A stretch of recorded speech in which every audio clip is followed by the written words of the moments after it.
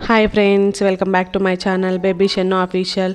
ఈరోజు ఇంట్లోనే ఈజీగా 5 మినిట్స్లో పాప్కార్న్ ఎలా తయారు చేసుకోవాలో చూపిస్తాను. దీనికోసం ముందుగా 1 కప్పు మొక్కజొన్న గింజలను తీసుకోవాలి. ఇవి మనకి ఏ సూపర్ మార్కెట్లోనైనా ఈజీగా దొరుకుతాయండి.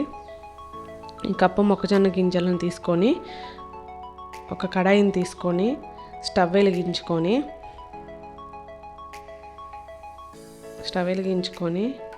స్టవ్ మీద కడాయిని పెట్టుకొని ఒక 4 టేబుల్ స్పూన్స్ వరకు ఆయిల్ని వేసుకోవాలి.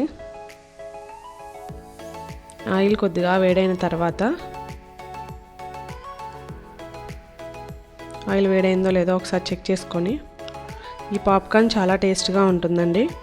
ఇది మనము పిల్లలు స్కూల్ నుంచి వచ్చేసరికి ఈజీగా తయారు చేసి పెట్టొచ్చండి. 5 మినిట్స్లో అయిపోతుంది. ముందుగా తీసుకున్న 1 కప్పు పాప్కార్న్ గింజలను కొద్దిగా కాగిన నూనెలోకి వేసుకోవాలి.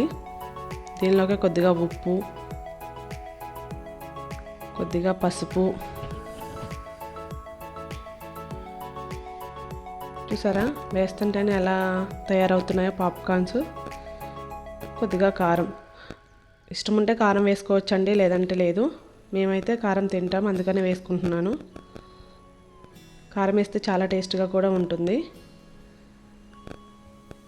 వేస్తుంటేనే వేగుతున్నాయండి పాప్కార్న్స్, అందుకని ఒకసారి వేసేసి ఒకసారి కలిపేసి మూత పెట్టుకొని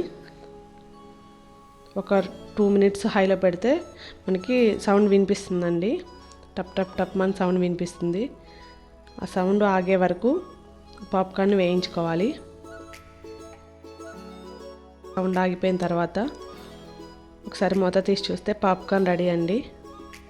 చూసారు కదా ఎలా రెడీ అయిపోయి ఉన్నాయో.